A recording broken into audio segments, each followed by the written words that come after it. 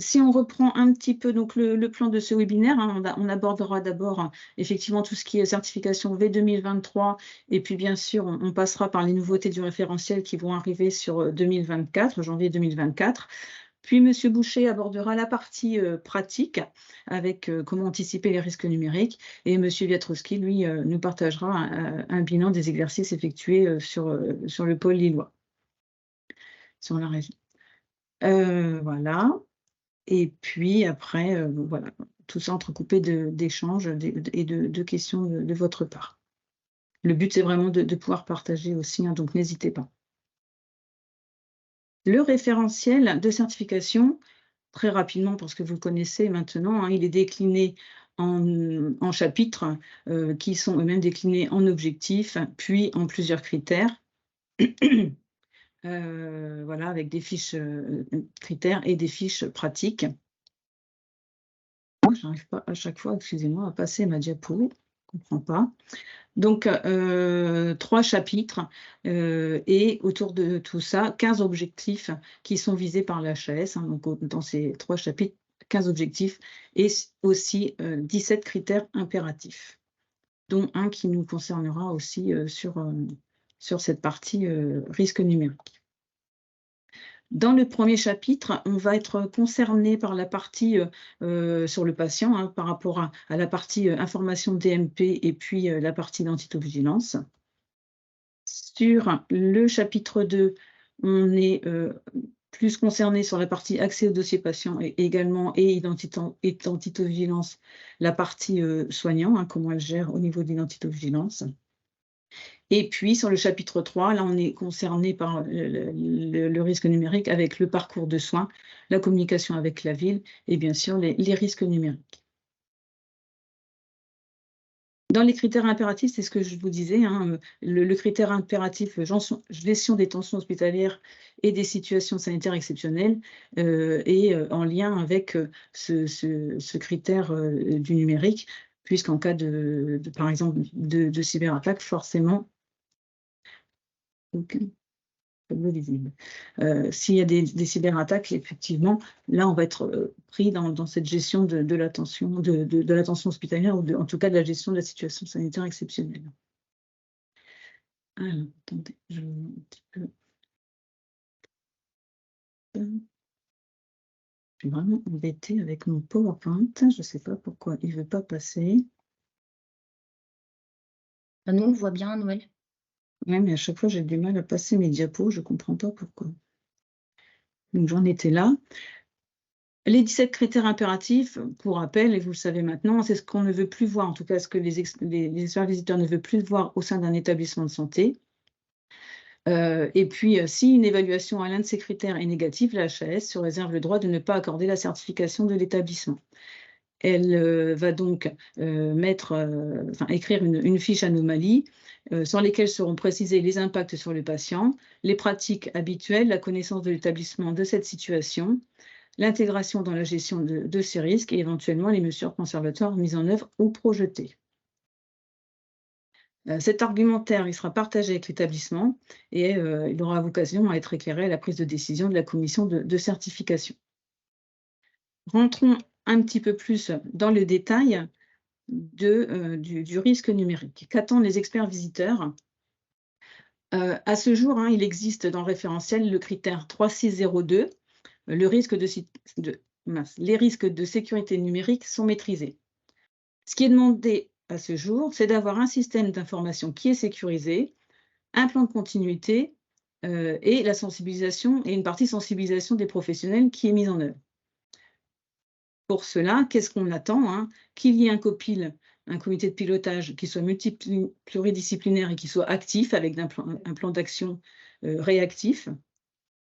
Qu'il y ait une implication des acteurs, hein, on demande à ce que les professionnels se sentent concernés et impliqués par tout ce qui est risque lié au numérique et qu'il y ait voilà, le comité de pilotage et des modalités d'évaluation par rapport à tout ce qui est mis en œuvre pour le risque numérique. Avant tout, comme chaque critère, il faut s'emparer des référentiels pour bien comprendre les attendus. Dans cette partie, dans cette fiche, il ne faut pas oublier tout ce qui est gestion des tensions hospitalières, c'est ce que je vous ai dit déjà au départ. Les éléments d'évaluation, ce qu'on va regarder, ce que les experts visiteurs vont regarder, c'est déjà l'accès au dossier du patient. Comment sont intégrées toutes les informations utiles en amont et tout au long de la prise en charge du patient, de son entrée jusqu'à sa sortie. Est-ce que tout est accessible par tous les professionnels qui sont impliqués dans la prise en charge du patient? Et puis, de maintenir l'indicateur délai d'accès du patient à son dossier. Au niveau de la gestion des risques numériques, est-ce qu'il y a un COPIL? C'est ce que je vous disais auparavant. Est-ce qu'il existe une cartographie des systèmes d'information hospitaliers ou des systèmes, des systèmes d'information hospitaliers, pardon. Un plan de formation qui est inclus en simulation en santé, par exemple.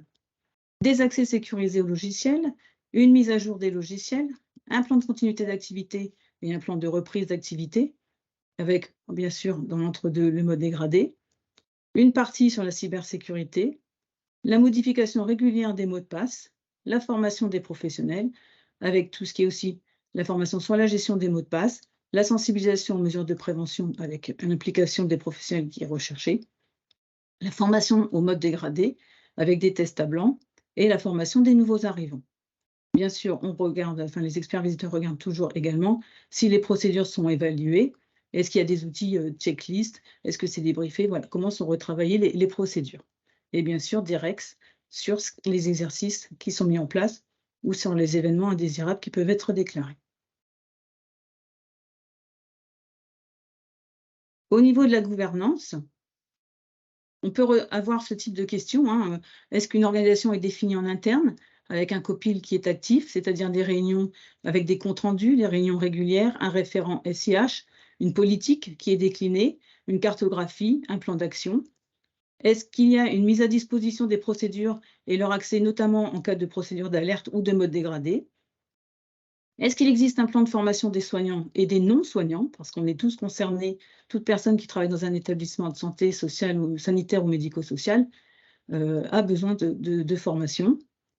La réalisation d'audits, la réalisation d'exercices, la réalisation de rétex et la mise à jour des procédures.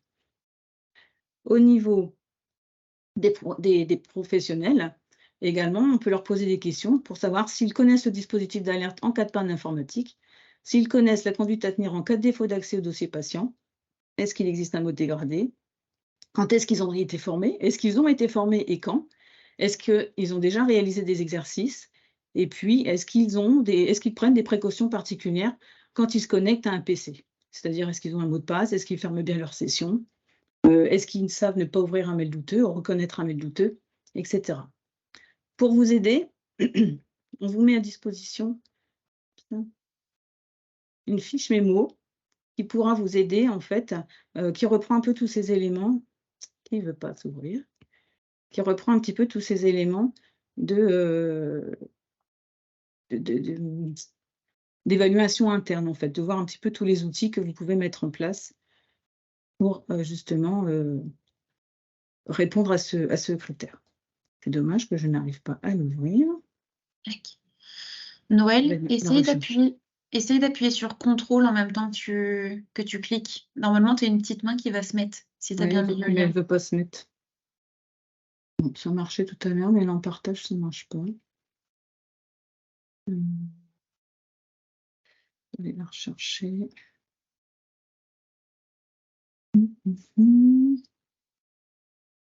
C'est pas grave. Sinon, je l'ai, Noël, si tu veux, je peux partager. Non, je l'ai là, sinon c'est pas grave. Je vais couper le partage. Donc, je recoupe.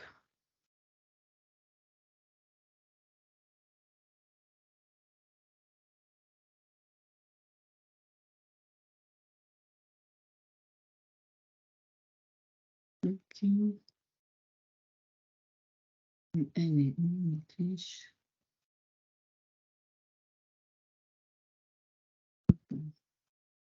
Vous allez à du direct. On a. Donc là, vous voyez la fiche qui reprend qui est superposé. On va dessiner. J'arrive pas à le baisser. Ok. Une fiche synthétique qui reprend tout ce qui est l'organisation, avec des équipes conformes, des équipes en conformité numérique, avec le traitement des thématiques de sécurité du système informatique, tout ce qui éveille au règlement général de la protection des données, l'équipe opérationnelle, le système de management de la sécurité des systèmes d'information, et puis tout ce qui est continuité informatique au sein de l'établissement. Il y a tout aussi une partie sur les professionnels avec une observation de terrain par rapport à la mise en place du risque, enfin en tout cas de la surveillance du risque numérique dans l'établissement. Et puis des petites questions pour aller plus loin. Avez-vous pensé donc à informer le patient concernant l'accès et l'alimentation de son DMP? Enfin voilà, toutes des petites questions qui peuvent être utiles pour travailler votre plan d'action sur le risque numérique. Voilà.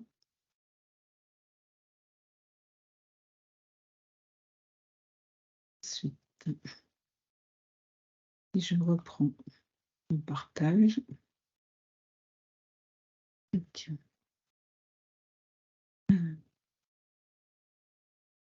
Voilà par rapport aux attendus de la V 2023. Le partage d'écran.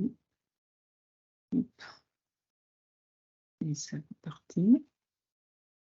Ah, décidément. Ça y est. Vous avez mis.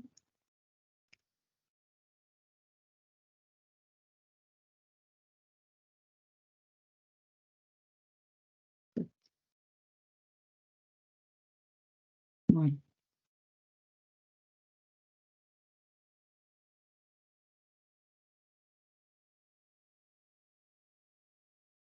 Donc ça, voilà, tout ça, c'était par rapport aux critères V 2023.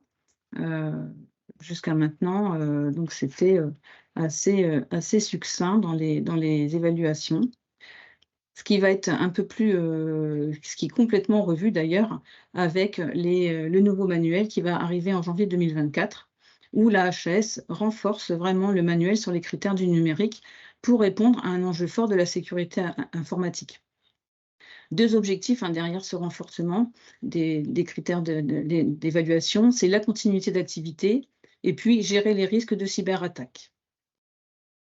Ça, c'est aussi pour être en cohérence avec les politiques publiques en matière du numérique et de sécurité, tels que le programme Open ou le programme CARE.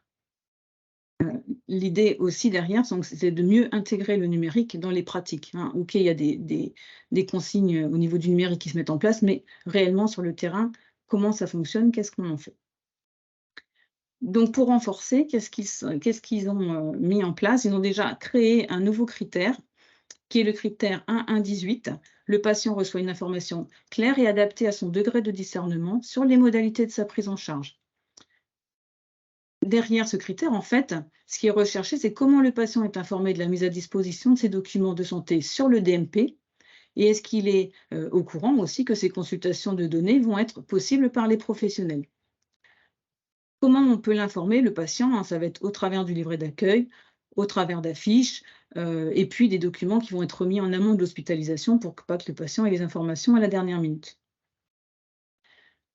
Il y a aussi dans cette fiche des mesures qui sont mises en place pour s'assurer de la bonne identification du patient et que le patient aussi connaît en fait ses moyens de bonne identification et notamment on parlera d'INS, l'identifiant national de santé. Et puis dans cette fiche, on parle également de l'utilisation d'une messagerie sécurisée pour échanger avec le médecin. Donc tout ça, c'est des nouveautés, il n'y avait pas du tout avant dans l'ancien référentiel. Et donc, ce critère, il est prévu qu'il soit évalué en patient traceur. Et puis, là, vraiment, on recherchera en fait si le patient est bien informé sur le DMP. Concernant la deuxième fiche, le deuxième critère, qui est le 2.2-05, en fait, il va être recherché. Alors, le titre, c'est « Les équipes de soins ont accès aux informations du patient avec un système d'information adapté. Avant, sur ce critère, on recherchait plutôt la complétude du dossier. Est-ce que les soignants avaient, est-ce que les patients avaient un dossier qui était complet? À partir de janvier, on va complexifier un petit peu, puisqu'on recherchera en fait l'accessibilité au dossier patient et notamment l'accessibilité des professionnels au dossier médical. Ça saute tout le temps, je ne sais pas pourquoi. Sauter. Oui, ça saute tout le temps, excusez-moi. L'accessibilité au dossier médical et notamment l'accessibilité des professionnels, donc aux informations du patient pour garantir du coup la continuité de la prise en charge.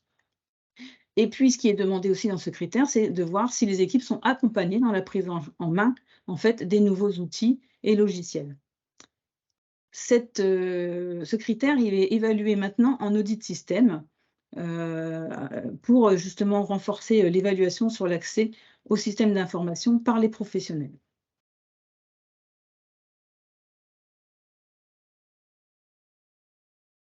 La troisième fiche qui existait et qui est elle également renforcée, c'est la 2.3-01. Les équipes respectent les bonnes pratiques d'identification du patient à toutes les étapes de la prise en charge.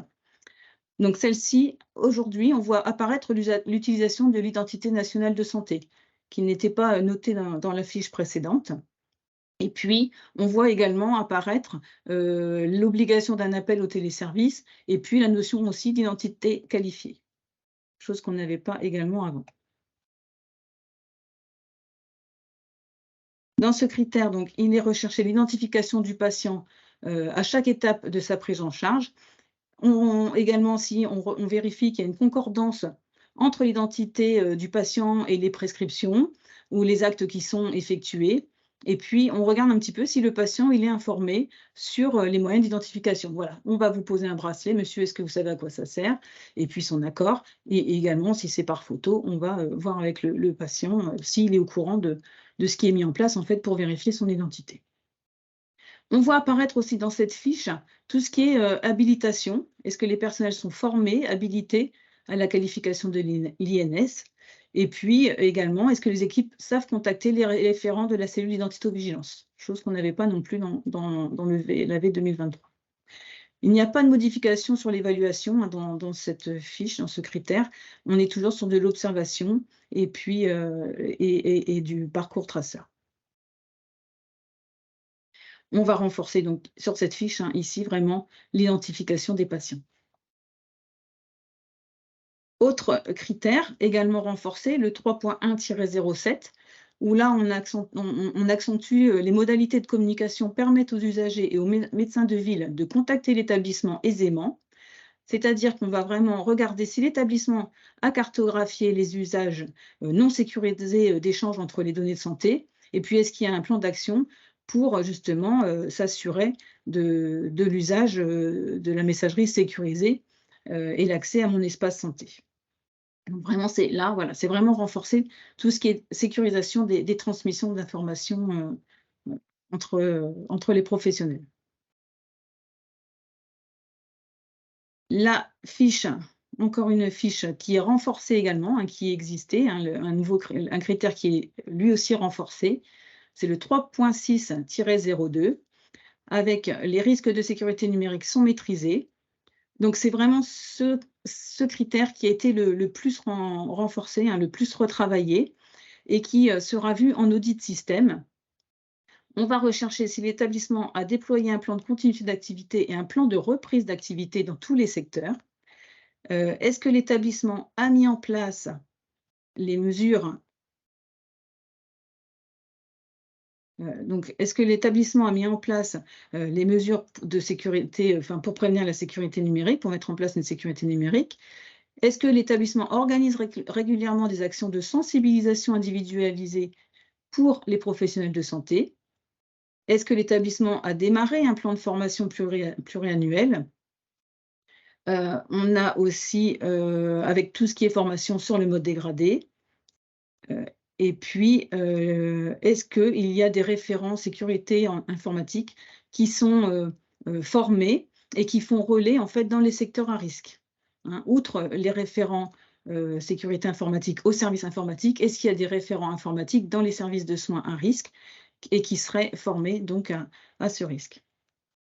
Donc sur ce critère, on vérifie vraiment tout ce qui est sécurisation cyber avec la mise en place et qui est mise en place au sein de l'établissement. Voilà, donc ça vraiment le gros critère qui a été retravaillé par la HAS. Et le dernier critère qui est un nouveau critère, le critère 3.6-06, qui est l'identification des utilisateurs et des patients dans les systèmes d'information est sécurisé. Dans ce critère, on recherche plus s'il y a des règles d'accès aux ressources et aux données de santé. Est-ce qu'il y a un dispositif d'habilitation au système d'information, quel que soit l'utilisateur, hein, quel que soit le professionnel, intérimaire, étudiant, stagiaire? Est-ce qu'il y a des mécanismes d'authentification à double facteur qui sont bien mis en place au sein de l'établissement? Et puis, sur ce nouveau critère, il sera vu en audit système également, avec la recherche vraiment de tout ce qui est mis en place sur la sécurisation des identifications dans le système d'information hospitalier.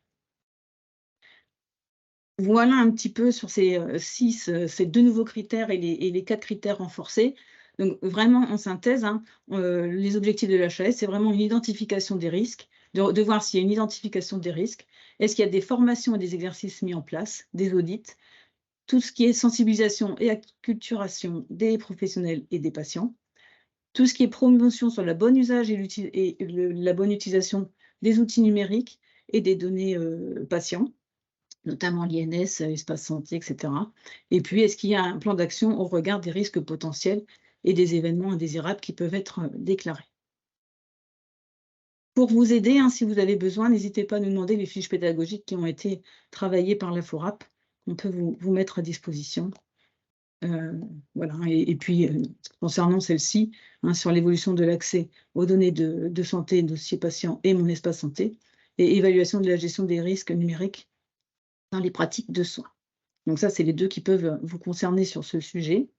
Mais après, voilà, il en existe toujours d'autres, hein, sur d'autres sujets et que vous pouvez également nous demander. Est-ce qu'il y a déjà des questions sur cette première partie? Du coup, j'ai mis dans le chat le lien vers le nouveau manuel. Enfin, le D'accord, manuel mis à jour par la HAS. d'accord. Il était dans le PowerPoint sinon, mais c'est bien comme ça, merci Lorraine.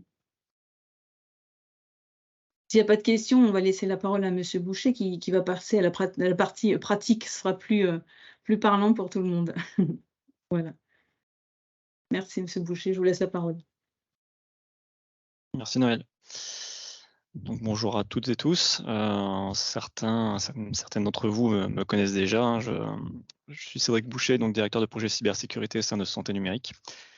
Et j'anime le collège des RSSI, collège régional des RSSI.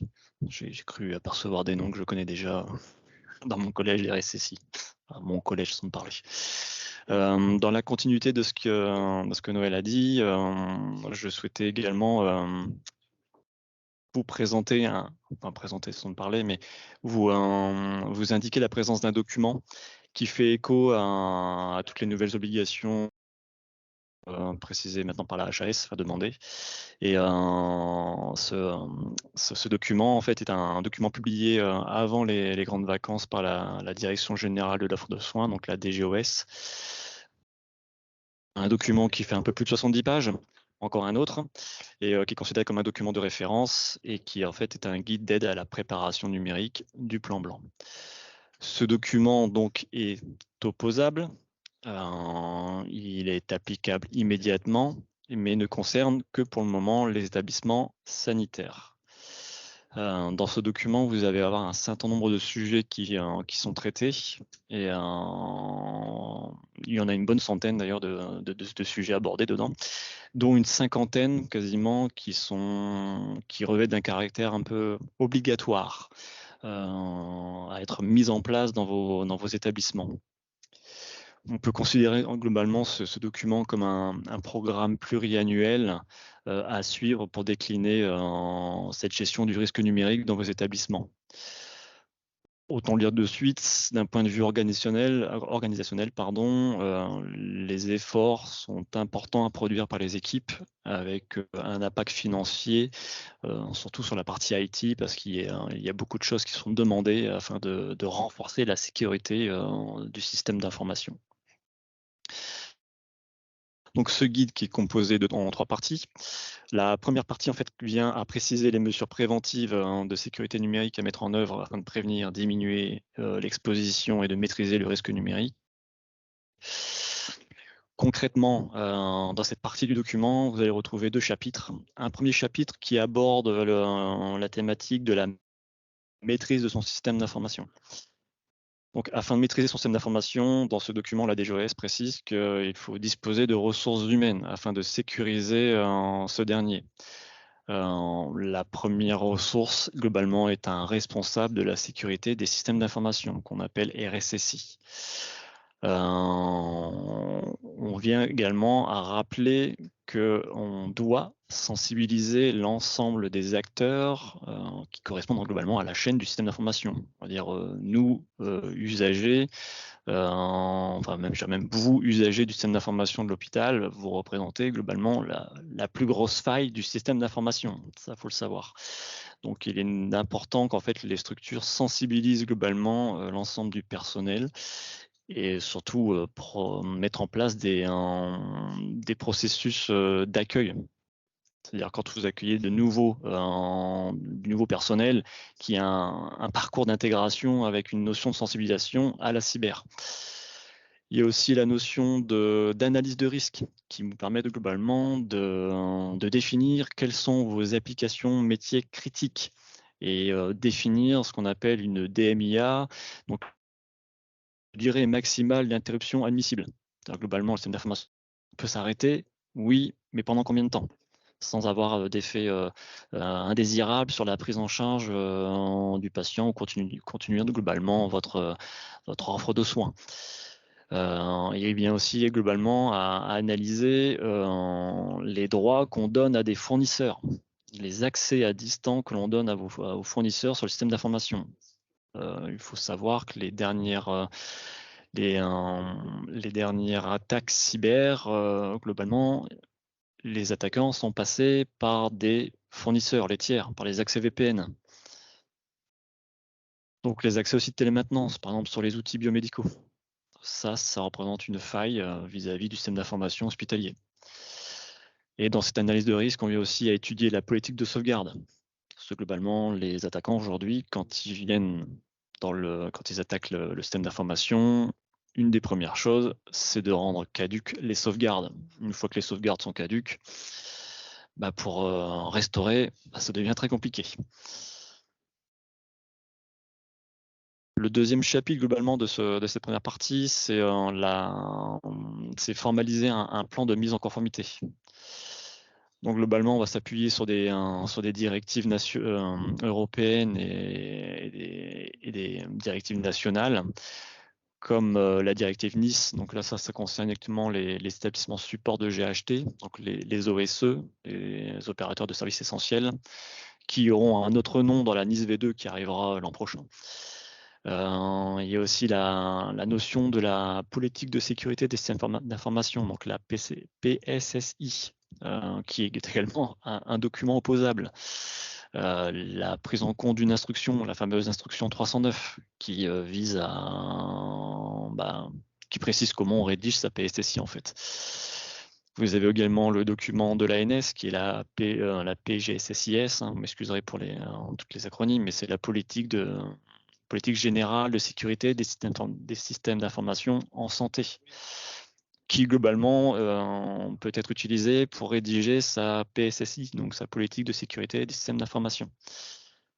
On a d'autres règles de sécurité spécifiques liées donc aux établissements sanitaires. Donc ces règles-là sont spécifiées par l'ANSSI, donc l'Agence nationale de la sécurité des systèmes d'information, etc. On revient également aussi sur la maîtrise des accès et des mots de passe. il est important de maîtriser les accès de l'ensemble des utilisateurs de la structure. Et quand on parle utilisateur, on ne parle pas uniquement, on va dire, de l'usager, le médecin dans les services de soins, mais on parle aussi des administrateurs vis-à-vis du système d'information. Parfois, les mots de passe administrateurs sont laissés tels quels, sans changement dans le système d'information. Et quand on ne modifie pas les mots de passe génériques des systèmes d'information, on se retrouve avec des failles énormes dans le système d'information. Protéger aussi les messageries professionnelles. Globalement, un mail de phishing ou d'hameçonnage, vous cliquez sur le mauvais lien et vous mettez à terre le système d'information hospitalier. Ça va très vite. Alors, c'est pas en cliquant sur le lien que ça tombe de suite, c'est globalement, vous cliquez sur le lien, vous donnez des informations un peu professionnelles. Ces données, entre guillemets, sont récupérées par le pirate, mises en ligne sur le dark web et on peut être réutilisées ultérieurement pour préparer l'attaque. Donc, en fait, c'est pas à l'instant T que ça peut arriver, c'est globalement une attaque cyber se prépare des semaines et des mois en avance. Et globalement, parfois, un mail anodin de phishing, vous avez renseigné des informations, ou derrière, vous n'avez rien vu apparaître, vous vous êtes dit, bon, bah, tant pis, c'est une erreur. Bon, en fait, les informations recueillies servent à attaquer la structure pendant des semaines afin de la faire tomber à l'instant T. Ensuite, on a la partie 2 qui est l'élaboration du volet numérique de votre plan blanc. Dans cette partie, vous avez également 3 chapitres qui sont les modalités. Enfin, le premier chapitre est la modalité de mise en œuvre. Donc, pour cela, vous allez pouvoir vous appuyer également sur des plans régionaux. Globalement, l'ARS a son plan Orsan régional et vous allez pouvoir vous appuyer sur ce dernier. On intègre ces plans-là, comme le dit tout à l'heure Noël, c'est dans la gestion des tensions hospitalières. C'est un prérequis. Et dans cette gestion de tensions hospitalières, vous allez voir apparaître encore un acronyme. Alors, aujourd'hui, on n'en utilise qu'un, mais parfois on en voit deux. Donc, c'est le PCRA ou PCA et PRA, plan de continuité d'activité et le plan de reprise d'activité. On doit aussi vous devez prévoir également définir en fait les critères qui permettent de déclencher votre plan blanc numérique. Toujours dans ces modalités, c'est la définition de votre cellule de crise. C'est cellule de crise de niveau décisionnel, donc direction générale, RSSI, président de CME, directeur médical de crise. En général, ça, de ce que je peux voir, moi, quand je me déplace dans certains établissements pour des exercices de crise, la cellule de crise du cadre du plan blanc existe. Peut-être adapter une cellule de crise spécifique avec le volet cyber. Donc le volet cyber, quelque part, en fait, on y fait rentrer la partie opérationnelle, plus technique. Et là, pour le coup, on va impliquer le biomède, les services généraux et les services informatiques.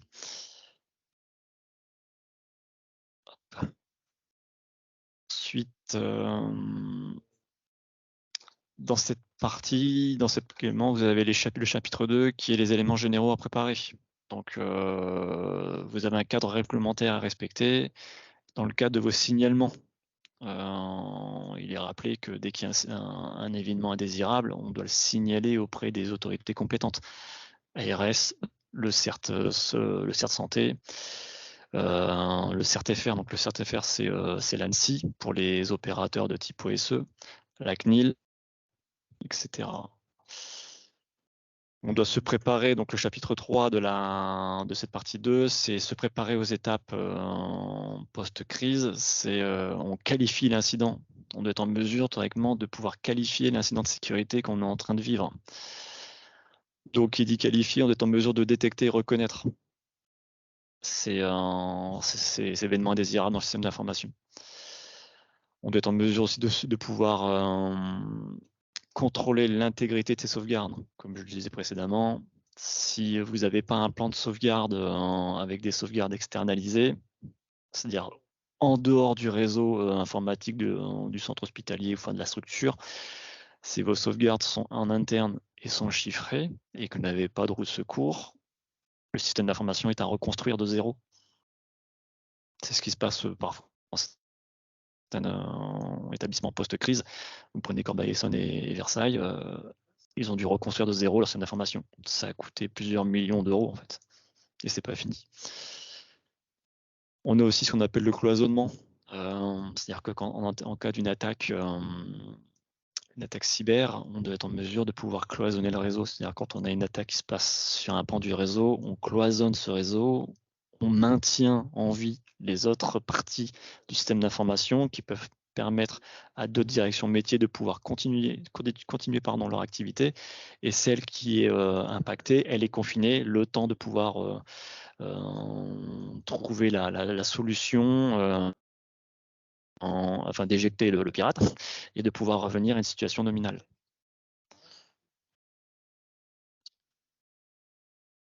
Ensuite, on a la partie 3 de ce guide, donc, qui vient à définir, à décrire l'organisation du mode dégradé, des soins en mode dégradé.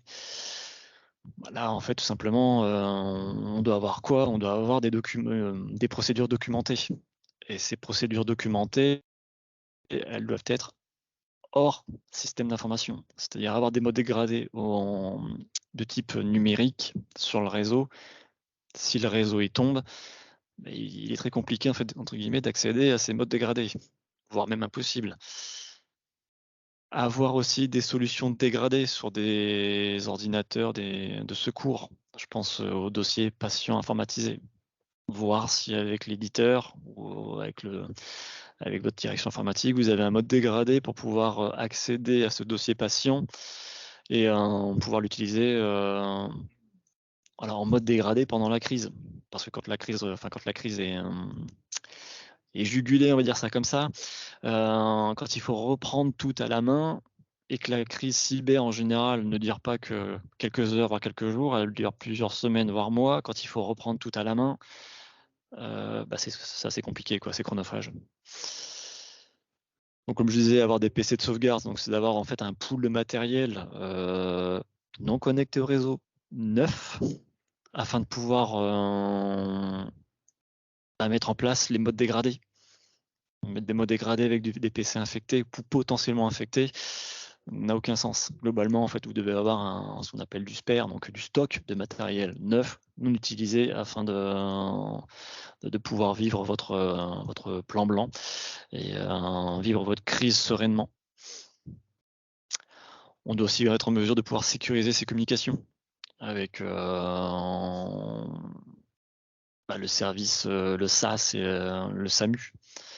Très important. S'il n'y a plus de ligne pour pouvoir communiquer avec les services de soins d'urgence, c'est problématique pour la continuité des soins. Et donc voilà, globalement, on doit être en mesure d'avoir des modes dégradés afin de pouvoir établir une restauration rapide, donc le plan de reprise d'activité, des services d'urgence, donc de l'AREA, les soins intensifs et les soins continus.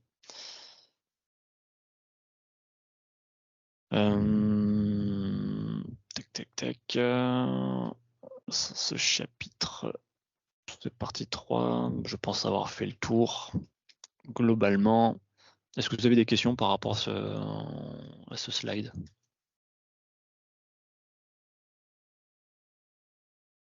Pas de questions, je continue. Dans ce document, donc, il y a des fiches réflexes qui vous sont proposées au nombre de 5. Donc les 5, comme vous pouvez le voir, globalement, par rapport aux thématiques que je viens d'aborder, on a maîtrisé ce système d'information, un plan de mise en conformité, les modalités de mise en œuvre du volet numérique, les travaux de préparation du volet numérique et l'organisation des soins en cas d'incident numérique. Donc vous allez retrouver ces 5 fiches réflexes qui vous permettront, dans un premier temps, d'identifier le delta à couvrir dans vos établissements. Je pars du principe aujourd'hui que certains prérequis existent déjà dans vos structures. Donc le but de se baser sur ces fiches réflexes, c'est de pouvoir identifier, entre guillemets, ce qui vous manque aujourd'hui et de pouvoir décliner un projet, une planification et un suivi des différentes actions qui aujourd'hui ne sont pas encore mises en œuvre au sein de vos structures, avec une priorisation des sujets prioritaires, primordiaux, selon ce guide. Je vais vous mettre dans la conversation un lien vers ce guide que vous allez pouvoir récupérer. Donc, comme je vous disais, voilà, il fait plus de 70 pages. Il y a beaucoup de littérature très intéressante. D'ailleurs, la région Hauts-de-France a participé à l'élaboration de ce guide au travers de l'ARS. Et vous allez pouvoir vous baser sur ce dernier pour pouvoir travailler sur ce sujet. Alors, dans cette troisième slide que je vous présente, nous, à l'échelle de la région, avec l'ARS et le GRAD, on porte aujourd'hui 3 actions prioritaires. Les 3 actions prioritaires sont les suivantes. La sensibilisation du personnel. On ne fait que répéter toujours la même chose, mais le maillon faible du système d'information, c'est nous les hommes, nous l'être humain, on va dire. Donc il est important de sensibiliser le personnel, et au travers de cette thématique, je ne sais pas si les structures aujourd'hui que j'ai face à moi, mais Santé numérique propose à l'échelle de la région, pour toutes les structures sanitaires, une solution de sensibilisation à la cybersécurité. Il est probable que vous ayez déjà suivi une campagne de sensibilisation ou de phishing au travers d'un outil que le GRAD porte, qui s'appelle SensiWave. Et si vous ne l'avez pas encore pu en profiter, posez la question à votre DSI, RSSI. S'il n'a pas déployé la solution au sein de votre établissement, qu'il se rapproche de moi, la solution est offerte pendant 3 ans. On a une deuxième chose qui est la cartographie du système d'information, avec l'analyse de risque et la mise en conformité. C'est un sujet qui devient aujourd'hui primordial et qui fait écho à ce que je peux observer lorsque je me déplace dans les établissements en tant qu'observateur pour les exercices de crise que certains établissements mènent actuellement en structure. Le national, on va être clair, impose un exercice de crise par an pour tous les établissements de santé. Donc là, il est attendu que tous les établissements de santé pour cette année 2023-2024 aient réalisé au moins un exercice de crise avant fin décembre 2024. Il y a un cas particulier, c'est que les établissements qui sont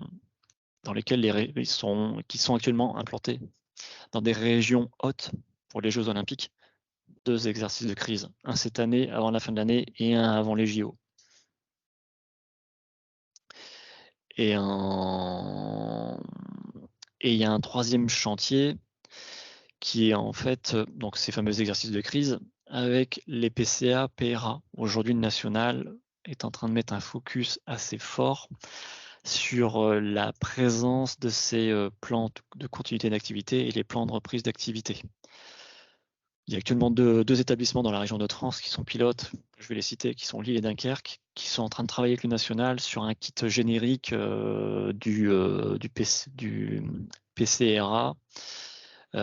Et d'ailleurs, il est attendu que théoriquement, fin novembre, début décembre, ce kit soit déployé dans l'ensemble des établissements de santé à l'échelle du territoire. Et il sera attendu qu'il y ait un référent PCA-PRA qui devra, entre guillemets, faire le tour de tous les services afin d'évaluer toutes les applications critiques, les fameuses DMIA, donc les délais d'indisponibilité de toutes les solutions critiques, identifier toutes les relations qu'il peut y avoir entre un service. Si un service tombe, il est probable qu'il y ait un effet domino dans l'établissement. Et il est attendu que globalement ces PCA-PRA soient déclinés en 2024. Donc le chantier va être énorme. Mais pour cela, le national va mettre en place un programme qui s'appelle le programme CARE. Donc CARE pour cyberaccélération et résilience des établissements. Et ce programme consiste à quoi? À des financements pour rattraper et pérenniser le niveau cyber des établissements. Globalement, ce programme CARE, dedans, il y aura 4 domaines, 4 thématiques. Le premier domaine sont les audits. On en revient toujours à la même chose. On fait des audits externes et internes. Externes pour mesurer, entre guillemets, si la partie du système d'information hospitalier exposée sur Internet n'est pas susceptible d'être attaquée. Elle dispose de failles, de vulnérabilités. Et on a des audits internes. Des audits sur l'Active Directory. Alors, Active Directory, pour les non-techniques, c'est un gros mot. Pour les techniciens, c'est l'Active Directory, c'est l'annuaire informatique, donc la pierre angulaire du système d'information de votre système d'information. En général, les pirates attaquent ça quand ils prennent ce qu'on appelle les clés du royaume, qui deviennent entre guillemets administrateurs de cela. Bah, globalement, en fait, ils sont maîtres du système d'information hospitalier.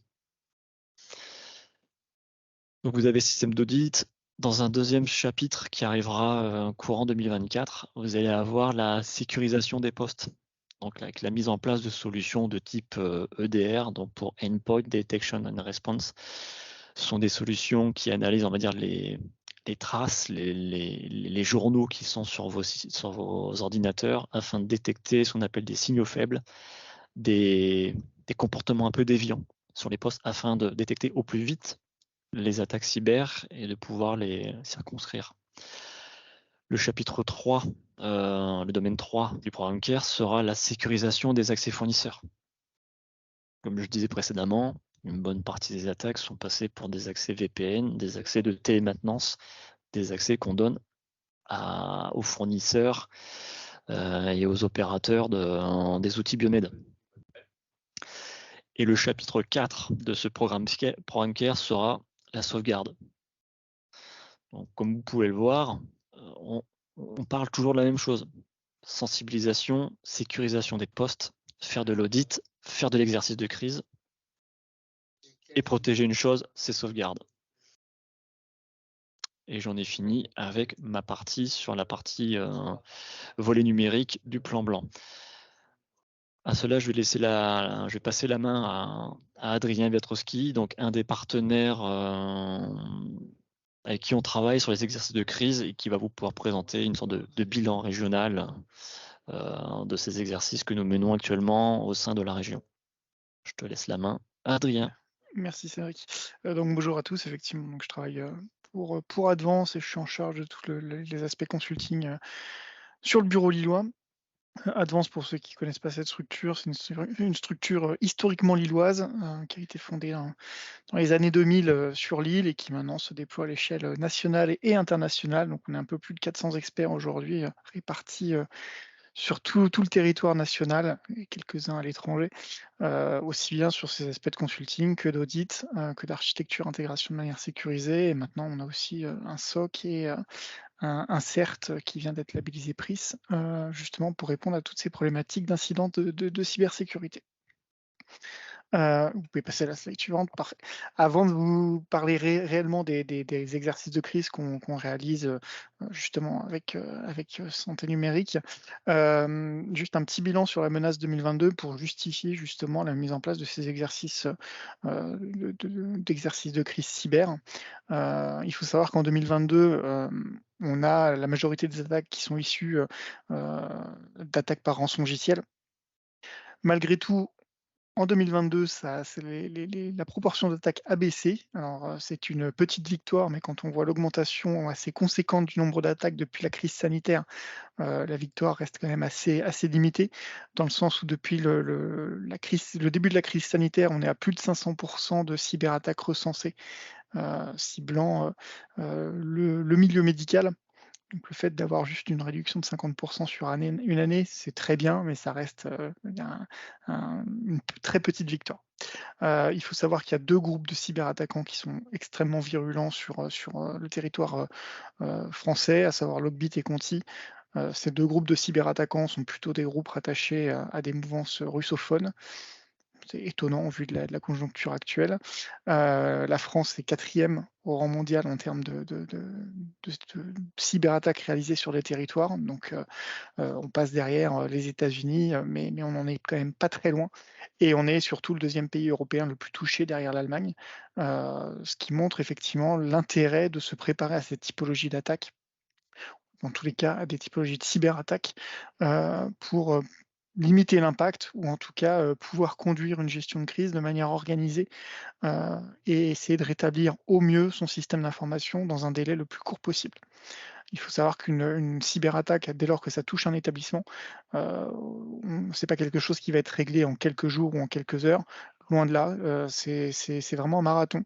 On va être sur, une semaine ou quelques semaines pour comprendre réellement ce qui se passe et lancer les investigations. Quelques mois pour commencer à reconstruire le système d'information et remettre en activité les services, critiques vitaux, et quelques années pour reconstruire intégralement son système d'information de manière sécurisée. Cédric l'évoquait, hein, c'est plusieurs millions d'euros pour les CH de Versailles et Sud Francilien. Il y a aussi eu le GHT Cœur Grand Est qui a été victime de ce type de problématique. Enfin, il y a énormément aujourd'hui d'établissements de santé qui sont ciblés par cette typologie d'attaque et ça fait clairement des dégâts. Pourquoi aujourd'hui les établissements de santé sont ciblés? Tout simplement parce que vous manipulez au quotidien de la donnée qui a de la valeur sur les marchés parallèles. Tout ce qui est données de santé est revendu à prix d'or aujourd'hui par ces mouvances cybercriminelles. À titre d'information, les derniers chiffres que j'ai vus, c'est qu'une donnée de santé, un dossier patient revendu vaut aux alentours de 450 dollars le dossier patient. Donc au vu de la volumétrie de patients que vous manipulez en fonction de vos établissements, ça peut représenter une somme très attractive pour certains groupes cybercriminels. Aujourd'hui, la menace, on parle énormément de rançongiciel, de ransomware en fonction des thématiques. Cédric parlait aussi le fait des attaques par rebond. Finalement, ça c'est uniquement le vecteur d'entrée, mais la démarche, une fois que l'attaquant est rentré dans votre système d'information, reste à peu près toujours la même. C'est-à-dire qu'il va commencer par explorer votre système d'information, essayer de comprendre son fonctionnement, identifier, comme Cédric l'évoquait, votre Active Directory, votre annuaire centralisé, là où vos emplacements de sauvegarde, parce qu'une fois qu'il a la main mise sur les sauvegardes, c'est très complexe pour vous, voire impossible de pouvoir reconstruire sereinement votre système d'information. Donc une fois qu'ils ont la main sur ces deux éléments-là, ils vont pouvoir déclencher leur attaque. Et on voit depuis l'année dernière l'émergence d'une triple extorsion, en tout cas une triple attaque réalisée dans une seule et même tentative, hein, si je puis dire. C'est-à-dire qu'ils vont commencer d'abord par s'introduire sur le système d'information, chiffrer les données, les extraire aussi en même temps pour pouvoir essayer de les revendre et monnayer leur attaque. Et en plus de ça, pour accentuer finalement la pression mise en place sur l'établissement, faire du déni de service, ce qu'on appelle du DDoS, pour rendre aussi indisponible tout ce qui pourrait être exposé en externe et accentuer du coup la pression vis-à-vis de l'établissement, vis-à-vis de vos équipes qui sont en cours de réflexion et de rétablissement de service, mais également montrer l'indisponibilité du SI à l'extérieur. On sait très bien, et ça s'est vu pour l'ensemble des établissements de santé qui ont été victimes de ce type de problématique, que dans les heures qui suivent la cyberattaque, on se retrouve très vite avec des médias, des articles, des événements sur les différents réseaux sociaux, ce qui rajoute aussi une pression supplémentaire au niveau de la cellule de crise de la direction de l'établissement. Cette triple attaque, clairement, elle est là, vraiment là pour, de leur côté, enfin en tout cas du côté des attaquants, renforcer leur capacité de récupérer des fonds, finalement de monétiser cette attaque et de faire en sorte qu'elle soit rentable pour ces groupes-là. Si on en vient réellement finalement au déroulement des exercices de crise, aujourd'hui, à l'échelle d'Advance, on en réalise une petite cinquantaine à l'échelle du territoire des Hauts-de-France, un petit peu partout sur l'échelle du territoire. Il y a 4 objectifs principaux déjà au niveau de ces exercices de crise. Le premier, ça va être de découvrir justement cet exercice, enfin ce qu'est une crise cyber. Alors sur un exercice simulé, pourquoi? Parce qu'en fait, on va absolument pas toucher aux infrastructures, c'est pas le but. On va simuler une situation connue, des problématiques cyber qui ont déjà été rencontrées par certains établissements au cours d'une période assez courte, dans le sens où c'est un exercice qui se déroule sur en moyenne 2 heures de temps. Donc c'est assez chargé pour les personnes qui vivent cet exercice-là. Et on va venir finalement alimenter les différentes cellules, qu'elles soient techniques ou décisionnelles, avec un certain nombre de stimuli joués par mes consultants. Donc ça peut être effectivement les instances type ARS, certes, qui vont venir alimenter une cellule ou l'autre. Ça peut être des partenaires, des tiers, les journalistes qui vont venir solliciter la com. Enfin voilà. Et tout ça va être simulé justement pour alimenter et aider, en tout cas essayer d'aiguiller les réflexions et aussi challenger vos réflexions pendant ces 2 heures d'exercice. Le deuxième point, le deuxième objectif finalement au niveau de ces exercices, ça va être aussi de connaître votre écosystème cyber, que ce soit spécifique à votre établissement ou général à l'échelle nationale. On va parler des certes santé, Cédric en a parlé tout à l'heure, les référents SSI, l'ARS pour les aspects de signalement, mais typiquement dans le cadre des GHT, vous avez peut-être un RSSI GHT qui a une présence assez forte auprès des établissements, donc vous pouvez aussi le solliciter. Enfin voilà, c'est vraiment connaître finalement cet écosystème qui peut vous aider, vous appuyer en cas de crise cyber. Le troisième point, ça va être d'adopter les bons réflexes, finalement, comme n'importe quelle crise. Ça va être déjà d'alerter, de communiquer, d'établir un plan d'action pour revenir à une situation stable. Comme je l'évoquais, hein, c'est vraiment un marathon, c'est quelque chose il va falloir réussir à se projeter sur plusieurs mois. Donc finalement, définir le plan d'action ne va pas être simple parce qu'il va falloir mobiliser des ressources très rapidement pour essayer de contenir la problématique cyber rencontrée et aussi prendre en compte le maintien dans le temps finalement des modes de gradé au niveau du personnel de l'établissement. C'est une chose de faire, d'être en mode dégradé pendant 1 heure ou quelques jours ou quelques semaines.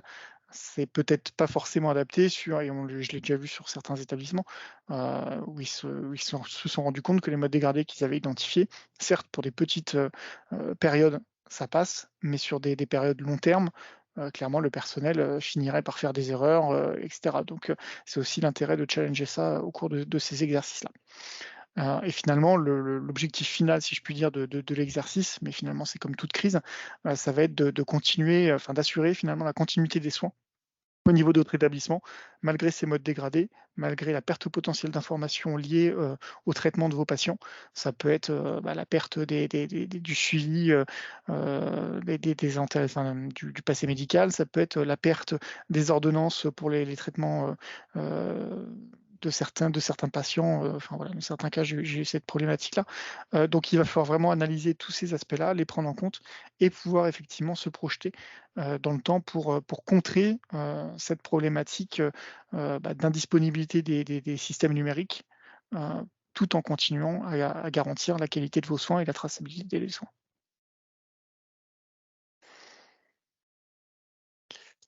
À l'échelle, finalement, sur l'ensemble des établissements qu'on a pu faire, côté Advance et sur le territoire des Hauts-de-France, parce que j'ai d'autres collègues qui s'occupent d'autres régions. Mais à d'autres niveaux, finalement, on se rend compte que la plupart des établissements sont quand même déjà habitués, si je puis dire, à initier de la gestion de crise, alors qui n'est pas forcément cyber, mais effectivement, on sent qu'il y a une habitude liée au plan blanc qui ressort très, très nettement avec la mise en place d'une main courante très régulière, du suivi de l'ensemble des actions qui sont faites en gestion de crise. On va dire que l'organisation de la gestion de crise de manière générale est assez cohérente et bien faite. Au même titre, la communication au sein de la cellule de crise se fait dans le calme et la bienveillance. C'est pas simple, hein, quand on est en gestion de crise, souvent les mauvais comportements ressortent assez facilement. On est vite énervé, stressé, agacé, donc on peut avoir des déviances au niveau comportemental et pour le coup, ça ressort pas forcément au niveau des exercices, donc c'est un point à soulever. En termes d'organisation, il y a aussi très régulièrement des points de situation qui sont faits pour partager les informations.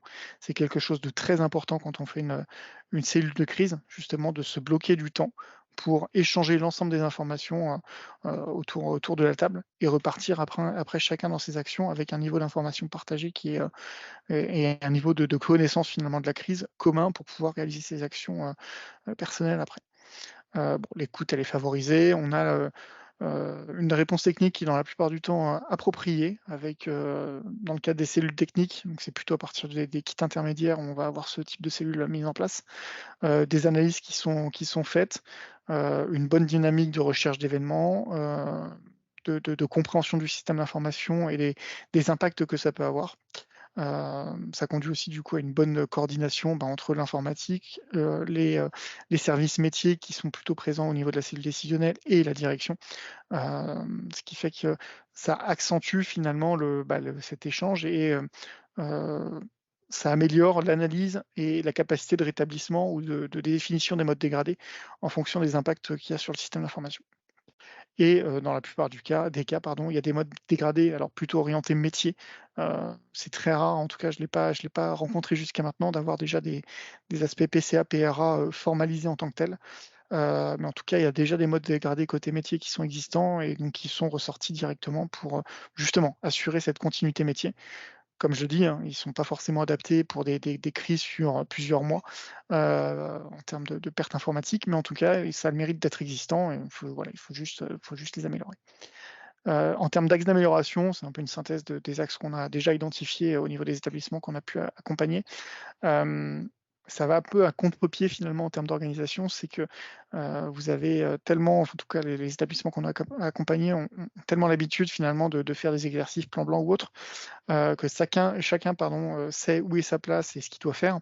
Mais ça n'empêche que ça coûte rien, ça prend 5 minutes de rappeler qui fait quoi dans la cellule de crise au moment de la cellule de crise et finalement à chaque réunion, on va dire quotidienne ou hebdomadaire, peu importe. Parce qu'au final, comme j'expliquais, c'est un marathon. La composition de la cellule de crise à l'instant T, au démarrage d'une crise, ne sera pas forcément la même au bout d'une semaine ou au bout d'un mois. Donc avoir une synthèse, même formalisée, écrite sur un paperboard ou sur un tableau blanc, ça permet de rappeler à toute personne qui intègre la cellule de crise qui fait quoi. Et voilà, c'est cadré. Ça rejoint un peu pareil, la main courante. On trace tout ce qui est fait. Donc au même titre, on va définir qui fait quoi de manière formelle dans la cellule de crise. J'évoquais les points de situation qui sont réalisés dans la voilà, c'est un peu un mixte. C'est fait, après c'est pas forcément systématisé. C'est-à-dire qu'ils le font peut-être une fois, 2 fois, dans la majorité des cas, mais il n'y a pas une notion de se dire on va le faire de manière très, très régulière toutes les 15 minutes, toutes les 30 minutes. C'est un peu aujourd'hui, en tout cas dans les constats qu'on a pu faire, fait de manière opportuniste, en se disant bon ça fait un petit moment qu'on n'en a pas parlé, on va le refaire. C'est pareil, un point de situation, c'est quelque chose qu'il faut vraiment cadencer. On se donne une règle et on la respecte tout au long de l'exercice ou en tout cas de la crise qui peut exister. Troisième point, c'est qu'il n'y a pas forcément d'outils alternatifs en termes de communication qui sont définis et utilisés dans le cadre d'une crise cyber. La problématique d'une crise cyber, c'est que ça peut impacter tout ou partie de votre système d'information. Donc potentiellement, vous pouvez perdre votre messagerie, vous pouvez perdre votre téléphonie si vous êtes sur TOIP. Ça peut engendrer finalement pas mal de problématiques.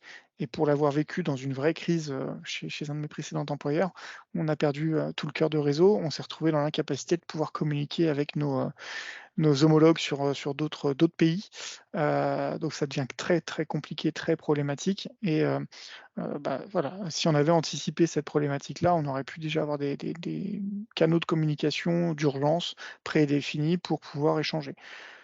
Dans les kits nationaux faits par la NS, ils parlent de WhatsApp, Signal, Telegram, toutes les solutions un peu gratuites du moment. C'est clairement pas quelque chose que je vous recommande, tout simplement parce que derrière, c'est des groupes américains, chinois ou russes en fonction de la solution choisie. Il est préférable de privilégier une solution plutôt française. À l'échelle nationale, là je fais ta petite pub, Cédric, il y a le déploiement de CHAP qui est un outil porté par l'État, donc qui est un équivalent, si je puis dire, de Teams, qui permet de créer des canaux et du coup d'échanger sur un service distant, donc pas hébergé sur votre système d'information, de manière sécurisée justement sur la crise ou sur les éléments que vous avez besoin d'échanger via un canal sécurisé. Je ne sais pas si tu veux en dire deux mots, Cédric. Tout à fait. En fait, donc il y a cet outil porté par la délégation interministérielle du numérique qui porte un outil de CHAP. Alors, il a un côté pratique, c'est qu'il est gratuit pour les établissements publics, mais pour les établissements privés, alors c'est pas qu'il n'est pas payant, c'est qu'en fait les établissements privés ne peuvent pas y accéder, sauf sur invitation. Donc c'est-à-dire que là aujourd'hui, par exemple, dans le cadre de notre déploiement, c'est à nous, Santé numérique et l'ARS, avec mon collègue Pierre-Olivier, qu'on doit, en fait, entre guillemets, vous inviter à participer à cet outil. C'est un sujet qu'on a déjà remonté auprès de la DINUM, qui est bloquant, surtout quand on sait que la directive NIS 2, qui va impacter également les établissements privés, ce qu'on a signalé, c'est que demain, si le privé doit être concerné par les directives européennes et donc par transposition dans le droit français, ce qui sera fait pour nous, donc les établissements privés vont être concernés également par ces obligations, bah, ça serait bien que les outils soient également ouverts auprès du privé. Là, je pense aussi à autre chose, mais une autre solution qui est gratuite, qui est française, qui est certifiée par l'ANSSI, qui s'appelle Olvid. C'est une solution de une solution de messagerie instantanée. Vous avez une version payante, une version gratuite, et après une version payante pour avoir un peu plus de fonctionnalités, mais la version gratuite fait le travail. Donc c'est une très bonne alternative aux solutions américaines sur lesquelles en fait on ne maîtrise pas où vont vos données, tout simplement. Voilà, je referme la parenthèse, je te rends la main. Pas de souci. Ouais, tu peux les écrire, Cédric, dans le chat. Merci. Donc voilà, c'est vraiment il faut anticiper l'indisponibilité de toute ou partie de votre système d'information dans le cadre des crises cyber pour justement pouvoir l'appréhender au mieux et la gérer au mieux malgré les problématiques rencontrées. Le quatrième point pardon, qu'on a aussi constaté, c'est l'absence, ou en tout cas le manque de cartographie des éléments informatiques. Ce qui peut aider finalement à aider dans le cadre de la prise de décision de couper tel ou tel service, par exemple, d'isoler tel ou tel service, de couper Internet. Enfin voilà, cette cartographie, elle est vraiment principale pour justement identifier ou aider à la décision dans le cadre des actions. Ça illustre vraiment bien, en tout cas côté cellule décisionnelle, les impacts potentiels d'une décision qu'ils pourraient prendre. Dans la plupart des établissements, la cellule décisionnelle prend la décision de couper Internet pour s'isoler, pour se protéger déjà de toute intrusion supplémentaire et aussi préserver, protéger ses partenaires et toute personne qui pourrait être connectée au système d'information, mais sans réellement comprendre les impacts qu'il va y avoir en interne avec cette coupure. Ça peut être du coup la perte de lien avec les laboratoires qui peuvent être externes, ça peut être la perte de lien avec des partenaires, ça peut être et toutes ces interdépendances aujourd'hui sont pas forcément maîtrisées et pourraient ressortir au niveau de la carto. Un point aussi important, c'est qu'on n'a pas, en tout cas dans très peu de cas, on les a vus, mais il n'y a pas forcément de procédure préexistante justement liée au premier réflexe en cas de problématique cyber, que ça soit du rançongiciel ou d'autres typologies d'attaques. Et c'est pareil, ça peut être des choses assez simples à formaliser.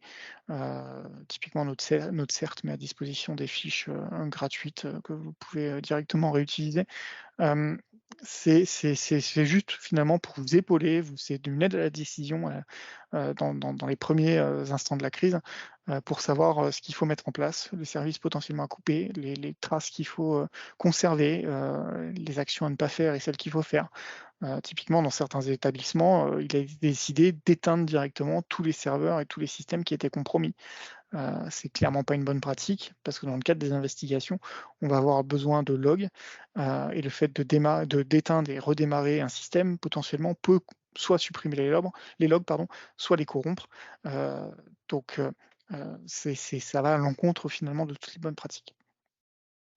Et l'avant-dernier point, c'est les éléments de langage prédéfinis. C'est plutôt ces aspects de communication, qu'ils soient internes ou externes. On se rend compte que dans la dynamique de gestion de crise, tout le monde est sur le pont, tout le monde est mobilisé. Et la partie communication l'est forcément, que ce soit pour le personnel soignant de l'établissement, que ce soit pour les réseaux sociaux ou pour les médias qui viendraient solliciter votre établissement. Et à chaque fois, en fait, on reconstruit, en tout cas le constat qu'on a fait, c'est que la plupart des établissements reconstruisent à chaque fois une communication spécifique, adaptée, mais justement pour vous faire gagner du temps et éviter de perdre du temps sur ces aspects de réflexion, de validation.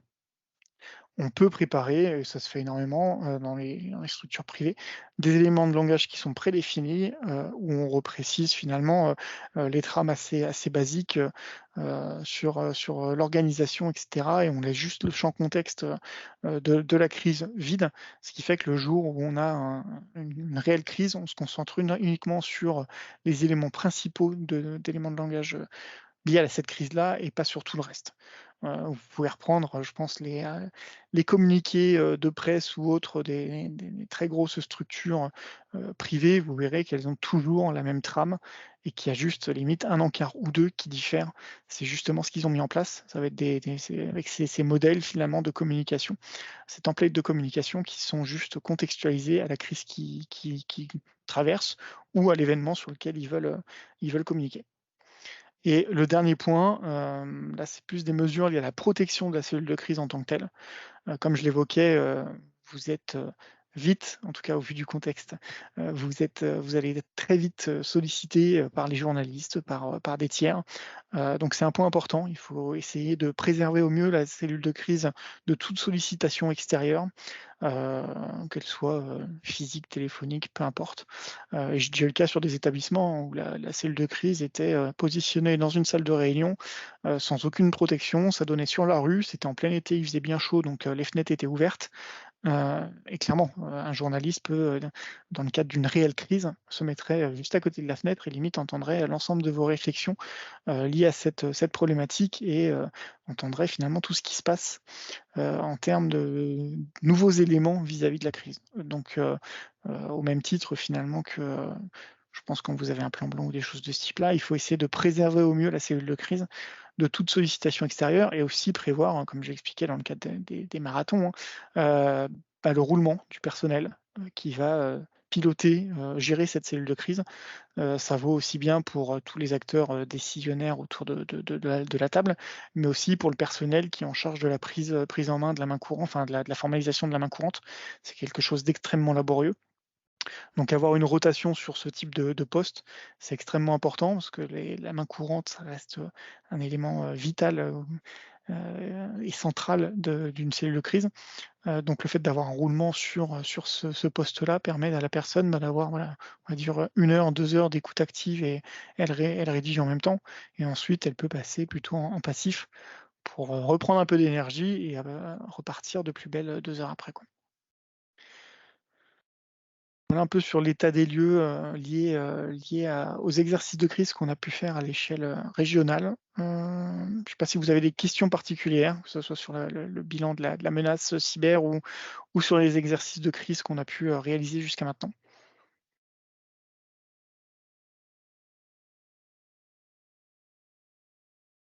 Donc je ne vais pas en dire beaucoup plus vu que j'ai certains établissements qu'on va tester dans les mois à venir autour de la table. Faut hésiter, ne soyez pas timide. Promis, on ne mord pas.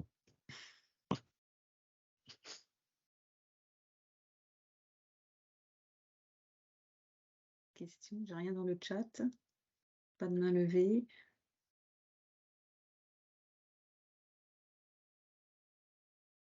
On vous a perdu ou Vers de la digestion. est-ce qu'on a répondu à vos besoins?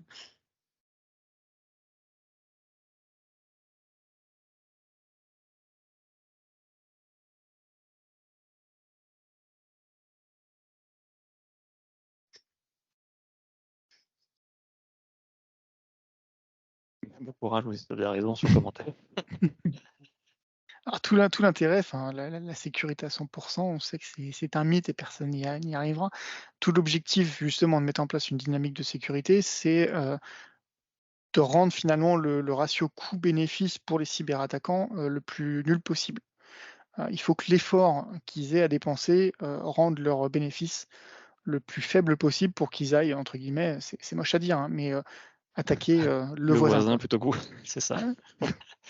Non mais on en discutait hier justement lors d'un exercice. J'ai cru voir d'ailleurs que la polyclinique Saint-Com est connectée, mais c'est ça le but, hein, c'est de se renforcer pour se dire que l'attaquant ne vous attaque pas à vous, mais aille plutôt sur une proie un peu plus faible. C'est moche à dire, mais c'est ça. Et après, l'investissement humain et financier demandé pour se protéger.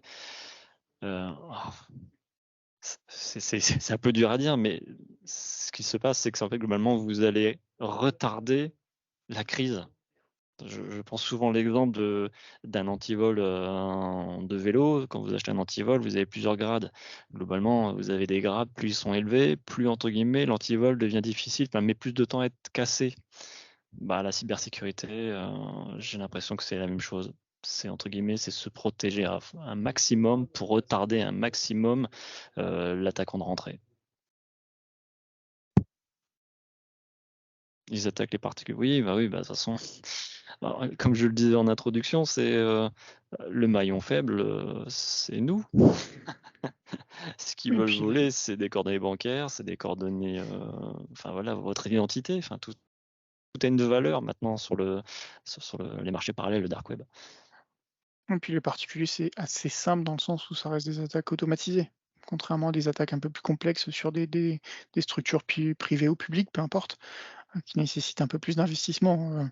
Tout le phishing qu'on reçoit au quotidien à titre perso, ils rachètent des bases de données entières de boîtes mail et voilà, c'est de l'automatique pure, quoi.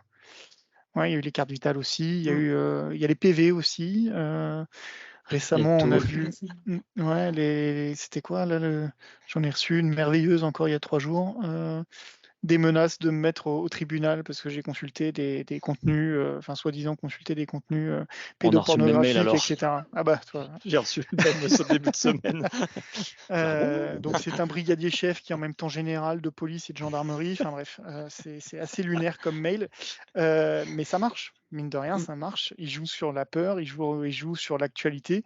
Avec les impôts, on va avoir encore une recrudescence des tentatives de phishing liées au fait que, soi-disant, on a trop payé et qu'ils doivent nous redonner de l'argent.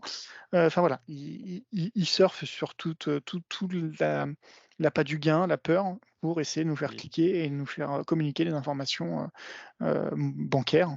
Et clairement, tout ça, c'est dans 95% des cas, c'est des systèmes automatisés. Donc, le plus grave, c'est que oui, en fait, c'est des services soi-disant, je vais pas dire soi-disant, ce sont des services de confiance, c'est des services étatiques. Donc forcément, quand on voit arriver un mail de Amélie ou Gouv, on se dit bon c'est du sérieux. Après maintenant, alors je sais pas comment les gens fonctionnent. Moi, j'ai plusieurs adresses mail. J'ai une adresse mail un peu fourre-tout, où là en effet, j'ai plein de spam, de phishing, dont celui qu'Adrien a reçu, que j'ai reçu également en début de semaine. On doit être dans la même base de données du pirate. Ouais, ça doit être ça. Et j'ai une adresse mail un peu plus propre, donc je sais ce qui arrive sur l'adresse mail plus propre, que je partage très peu. Si je la partage, c'est qu'avec des services étatiques, les Amélie, les impôts. C'est ce que je fais. Après, moi je suis informaticien, donc j'ai des réflexes que j'apprends du fait de mon métier et que je mets en place chez moi pour des usages perso, mais c'est bête à dire, mais tout le monde devrait quasiment faire ça afin de se protéger un maximum. Et après, comme je le disais, le truc, c'est de se protéger un maximum pour retarder l'attaque. Je veux dire, c'est triste, mais je voudrais pas terminer sur une note un peu négative de webinaire, mais sinon tout va bien, tout va bien dans la vie, entre guillemets. Mais voilà, le but c'est de se protéger, de savoir identifier, c'est se sensibiliser. On n'est pas assez prudent. Oui, mais on doit l'être. C'est un peu comme sur la route. Alors vous allez me dire, sur la route, il y a des imprudents. Oui, mais je sais, mais c'est se protéger soi-même, se protéger sa famille, se protéger son environnement professionnel, se sensibiliser.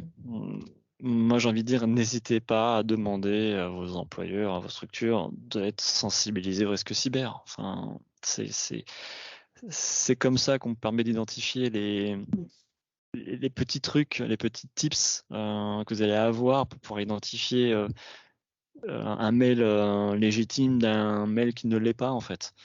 Il y a des signaux qui ne mentent pas. Alors, jour du jeudi, c'est vrai qu'avant, c'était les fautes d'orthographe dans du français mal maîtrisé ou approximatif. Mine de rien, ils se sont améliorés en français. Bon, maintenant, c'est limite l'inverse même. Il n'y a plus aucune faute, alors que nous, on en fait de plus en plus. De plus en plus. Non, mais voilà, enfin, un mail on est pendant le European Cyber Month, donc le mois de la cyber. Comment on fait pour détecter des mails de phishing? C'est les domaines de messagerie de votre expéditeur. Regardez s'il n'y a pas une faute, s'il y a un L en trop, ou parfois, voyez-vous, un I majuscule, c'est un L. En fait, il joue sur ça, le pirate. Donc, s'identifier l'adresse mail, regardez comment elle est envoyée, survoler les boutons ou les liens avec votre souris, vous allez avoir l'URL, le lien qui va apparaître. Si vous voyez un URL, mais exotique, ne cliquez pas dessus, quoi. Les fautes de français, la mise en forme du mail. Et j'ai envie de dire, dans le doute, je vais pas dire appeler le numéro qui est indiqué dans le mail, mais passez par les voies traditionnelles. Vous allez sur votre compte officiel Amélie, etc. Vous les contactez, vous posez des questions. Après, vous avez des plateformes justement de signalement de tout ça. Et en plus, le pire, enfin, parce que j'ai vu une émission il y a peu de temps, mais tous ces tentatives de phishing là, alors à l'époque, on pointait du doigt les pays nord-africains ou centrafricains qui ont envoyé ça, mais maintenant, ça se passe dans la région Île-de-France. Il y a un réseau très développé de phishing. Et entre guillemets, les pirates sont autour de Paris, quoi. Donc, enfin, c'est ça, c'est se protéger, se sensibiliser, demander ça en fait. Enfin, c'est bête à dire, mais c'est se préparer entre guillemets. Je pars du principe qu'en fait, la cyber, donc c'est un risque qui fait partie de la gestion des risques comme de la qualité, et il y a un process d'amélioration continue, comme la formation continue. La cyber doit être un thème qui doit faire partie aujourd'hui de cette formation continue pour nous, salariés d'une entreprise. Moi, aujourd'hui, c'est ce que je commence à mettre en place en interne vis-à-vis de mes collègues. C'est ce qui doit être fait au sein de vos structures vis-à-vis de vous. Ok, vous n'êtes pas informaticien, je le conçois, mais on doit vous mettre à disposition des moyens pour pouvoir vous protéger. Et ces moyens qui vous protègent permettent de protéger votre structure. Et ces moyens-là vont vous apprendre à vous protéger aussi, vous, à la maison. C'est un process d'amélioration continue. La gestion du risque, pour moi, c'est ça. Enfin, voilà. On arrive sur la fin. Je ne sais pas s'il reste des questions. Toujours pas. Petite info, si vous n'êtes toujours pas inscrit, la semaine prochaine, la semaine sécurité patient, hein, on vous prépare, on vous donne des outils pour vous préparer à la semaine sécurité patient. N'hésitez pas à vous inscrire. On est déjà à près de 400 inscrits à chaque, répartis sur les webinaires, donc c'est vraiment très bien. Mais vous pouvez encore vous inscrire jusqu'à demain. Et puis, il y a aussi le challenge FORAP où vous pouvez vous inscrire, où on travaille justement sur l'analyse des événements indésirables. Voilà, vous aurez dans le PowerPoint les ressources aussi sur les guides de la cybersécurité, le manuel V2024. Et puis, je remettrai du coup les liens que vous avez eus là par Monsieur Boucher. Et puis, n'hésitez pas à nous contacter si vous avez besoin, si vous avez une problématique particulière sur laquelle vous avez besoin d'échanger. On vous répondra, bien sûr, bien évidemment. Merci à tous de votre présence. Oui, restons vigilants. En effet. Restons vigilants, en effet. Protégez-vous, oui. C'est ça. Oui. Bon après-midi à tous. Et peut-être à bientôt, peut-être à la semaine prochaine pour les autres webinaires. Pour répondre à une question de Lien Ben Breteuil, alors théoriquement le lien pointe sur la page 392-99. Le plan, le volet, enfin le guide commence 2 pages après. Alors je vais regarder, je vais cliquer sur le lien pour regarder si j'ai pas fait une erreur en glissant l'URL, mais tac tac, contrôle, je clique. Allez, ça s'ouvre. Donc 300. Non, normalement, c'est censé s'ouvrir à la bonne page. Donc, c'est 339, vous avez la note d'information. Et 2 pages plus bas, vous avez le guide du plan blanc numérique qui commence. Voilà. On peut couper l'enregistrement, peut-être. Parfait. Ben, merci beaucoup. Et Merci puis, à tous. Au revoir. bonne Merci à tous. continuation. Bonne Au revoir, bon continuation. Bonne après-midi. journée.